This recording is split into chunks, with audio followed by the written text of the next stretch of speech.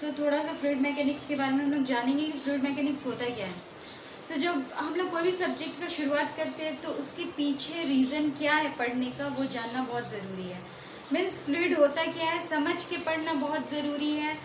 रटने वाला चीज़ जो है वो हमेशा काम नहीं देता है, क्योंकि आप अगर अपनी ज़िंदगी में कोई भी काम अगर कर रहे हैं तो उसको अगर आप अच्छी तरह से समझे पढ़े हैं तभी आप अप्लाई कर सकते हो अपनी ज़िंदगी में, नहीं तो ऐसे कैसे करेंगे।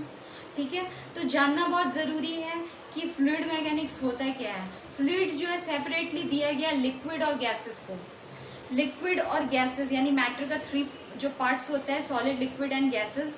तो सॉलिड को छोड़ करके लिक्विड और गैस जो है तो उसके बारे में जो स्टडी करते हैं, उसके बिहेवियर के बारे में जो स्टडी करते हैं वो फ्लूइड मैकेनिक्स में आता है।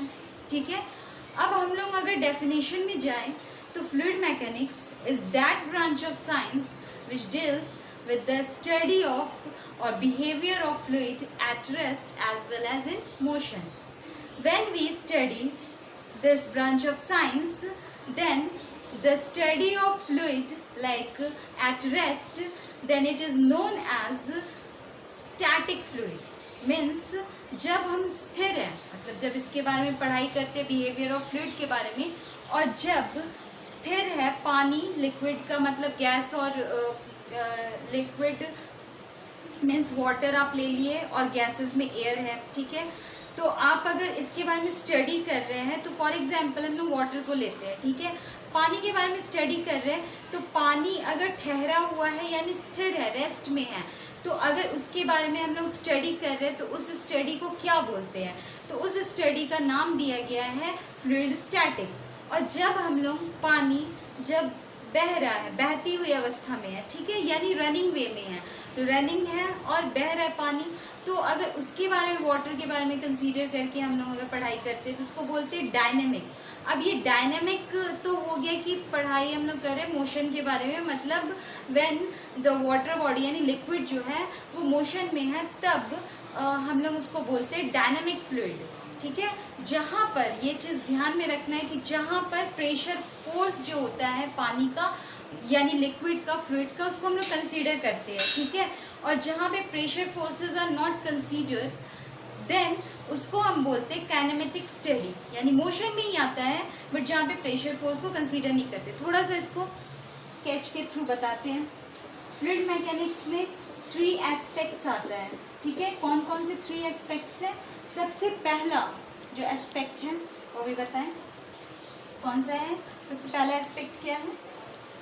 तो वो है स्टैटिक। सेकंड क्या है? डायनामिक। एंड थर्ड वन जो है वो किनेमैटिक। तो ये जब फ्लूइड के बारे में पढ़ते हैं, स्टैटिक का मतलब किस में आप बात होगा?